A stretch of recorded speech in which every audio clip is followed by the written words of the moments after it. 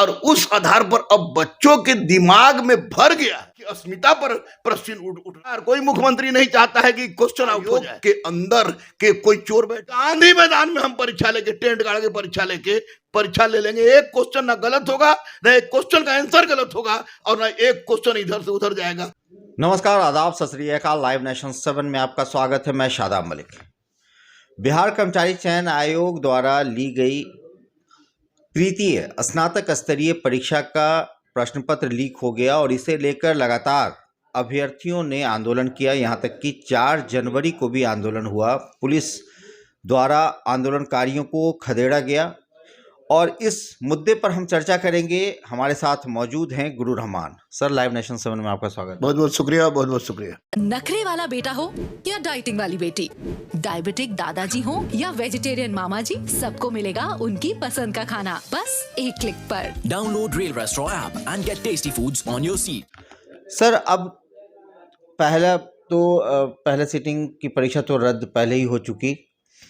तीसरे सीटिंग की भी बात सामने आई कि बीएस कॉलेज से प्रश्न पत्र 1 मिनट पहले फ़ोटो खींचा गया, जो बाद में बताया जा रहा है आर्थिक अपराध इकाई द्वारा कि उसे फिर वायरल किया गया।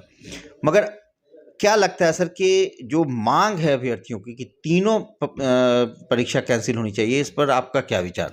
देखिए साहब, स्पष्ट में मैं बता दूं आपको कि साइबर सेल पर और आर्थिक अपराध इकाई के नियत पर मुझे कभी संदेह नहीं था, ना कभी संदेह होगा, क्योंकि जिस तरह के अधिकारी वहाँ बैठे हुए हैं उनकी योग्यता को, उनकी ईमानदारी को मैं व्यक्तिगत रूप से जानता हूँ। तो ये बात 1 मिनट की नहीं है। बात यह है कि आपने स्पष्ट रूप से कहा कि जैमर लगाया है, आधुनिक टाइप का जैमर है, इसमें कोई मोबाइल नहीं काम करेगा, ये करेगा वो करेगा। तो 1 मिनट या 2 मिनट की बात नहीं है। जब आपने जूता उतरवा दिया, मोजा उतरवा दिया, टोपी उतरवा दिया, हवाई चप्पल को कड़ी ठंडी में भेजा, तो वैसी परिस्थिति में वो लड़का मोबाइल लेके चला क्यों गया, चला कैसे गया? ये बहुत बड़ा मुद्दा है। दूसरी सबसे बड़ी बात कि पहले सीटिंग की परीक्षा क्वेश्चन लीक हुई थी और उस आधार पर अब बच्चों के दिमाग में भर गया है कि पहला सीटिंग का लीक हुआ था तो सेकेंड और थर्ड सीटिंग का भी लीक हुआ ही होगा। और वैसी परिस्थिति में बच्चे चिंतित हैं कि एक सीटिंग का कैंसिल हो गया और हम लोग का कैंसिल नहीं हुआ, तो वैसी वही हम लोग परिस्थिति में हम लोग का रिजल्ट नहीं होगा। और आपको बता दें कि 2187 ही रिजल्ट होगा 9 लाख लड़के में। बाकी लड़के फेल करेंगे। बाकी जो लड़के फेल करेंगे वो कोई कारण से फेल करें, लेकिन उनके दिमाग में सिर्फ और सिर्फ यही बात आएगा कि क्वेश्चन लीक था।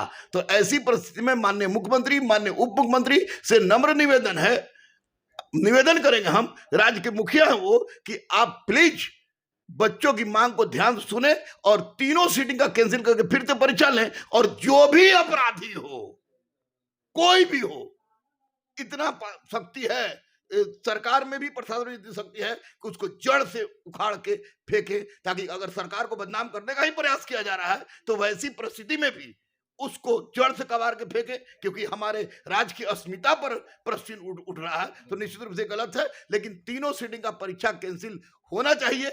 यह जरूरी हो गया है वर्तमान संदर्भ में बच्चों को मानसिक रूप से संतुलित रखने के लिए।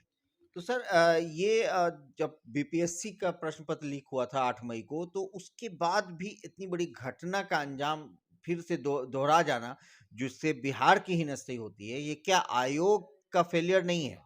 आयोग की 100% फेलोरिटी है। मैं बार बार कहता हूं कि आयोग फेल है। कोई सरकार, कोई मुख्यमंत्री नहीं चाहता है कि क्वेश्चन आउट हो जाए, कोई मुख्यमंत्री नहीं चाहता कि ये हो जाए। ये आयोग की फेलोरिटी है। बीपीएससी, बीपीएसएससी, बीएसएससी जो भी हो, अरे भैया 2014 की बात याद होगी आपको। 2014 में 7 दिन पहले सारा क्वेश्चन लीक हो गया था। उसके लिए जेल भी गए, अध्यक्ष सचिव जेल गए। उसके बाद आपको फिर 7 साल बाद बीएसएससी का वैकेंसी आया, उसके बाद भी फर्स्ट सीटिंग में क्वेश्चन आउट हो गया। तो निश्चित रूप से आयोग के अंदर के कोई चोर बैठा हो, या कोई अधिकारी हो, या कोई नेता हो, या कोई कोचिंग माफिया हो, कोई ना कोई तो है जो निश्चित रूप से हमारी बिहार की अस्मिता को बर्बाद कर रहा है। उसको पकड़ना होगा, जड़ से साफ करना होगा। और आयोग की यह नीति कि मैं ही राजू हूं, इसको खत्म करना होगा। और इसके लिए माननीय मुख्यमंत्री को किसी भी परिस्थिति में, जिस तरह से शराबबंदी पर उन्होंने कदम उठाया, काबिले तारीफ है। स्त्रियों को 35% आरक्षण दिया, काबिले तारीफ है। तो ये एजुकेशन पर क्यों नहीं, जो हमारा रीढ़ है, हमारा आधार स्तंभ है, इस पर ध्यान दीजिए और चोर चाहे कोई हो उसके विरुद्ध कड़ी कार्रवाई करे। और इन अध्यक्ष सचिव वर्तमान के जो लोग हैं वो लोग किसी भी दृष्टिकोण से योग्य नहीं है कि परीक्षा को संपन्न करा सके। देखो सदाब, मैं बता रहा हूं कि अगर हमको 24 घंटा का समय दिया जाए, अब प्रशासन साथ दे, तो मैं गांधी मैदान में बैठा के परीक्षा ले लूंगा और एक लड़का इधर से उधर नहीं हिलेगा और 24 घंटा के अंदर मैं रिजल्ट भी दिवा दूंगा। मैं इतना दावा के साथ कह रहा हूं। ये इस तरह की जिजीविसा लानी होगी। तो मतलब आपके कहने का सर कि आयोग में वो बोल रहे जाए कि कॉन्फिडेंस नहीं है या फिर आयोग उस योग्य नहीं है कि वो आयोग योग्य होता तो क्वेश्चन कैसे आउट होता भैया? आयोग, मैं तो कह रहा हूं कि 24 घंटा का समय दीजिए, पूरा प्रशासन हमको दे दीजिए, जितना प्रशासन हम मांग रहे हैं। क्वेश्चन हम सेट करेंगे, उसके बाद पढ़ाना लिखाना सब बंद कर देंगे। हमको नियुक्त कर दीजिए कि जिससे बेटी बेटा पत्नी का हम खर्च उठा सके, अपना चला सके। और गांधी मैदान में हम परीक्षा लेके, टेंट गाड़ के परीक्षा ले लेंगे। एक क्वेश्चन ना गलत होगा, ना एक क्वेश्चन का आंसर गलत होगा और ना एक क्वेश्चन इधर से उधर जाएगा। ये आयोग किसी भी दृष्टिकोण से अब योग्य नहीं है, अब योग्य नहीं है, अब योग्य नहीं है। सर आंदोलन लगातार हो रहा है, 4 जनवरी को भी हुआ, फिर पुलिस पर छात्रों ने आरोप लगाया कि डंडे बरसाए गए, उन पर लाठीचार्ज हुआ। तो इसमें सर क्या लगता है कि ये पुलिस का मतलब सख्त रूप है या फिर कहें कि उनकी भी मजबूरी है, लेकिन लड़कों का सड़क पर उतरना भी उनकी मजबूरी है?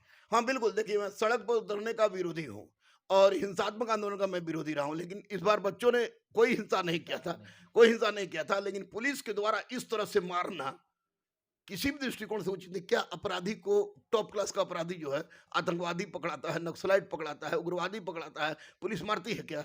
है हिम्मत मारने की? तो ये बेचारा मासूम निरीह को काहे के लिए मार रहा है इतना बुरी तरह से?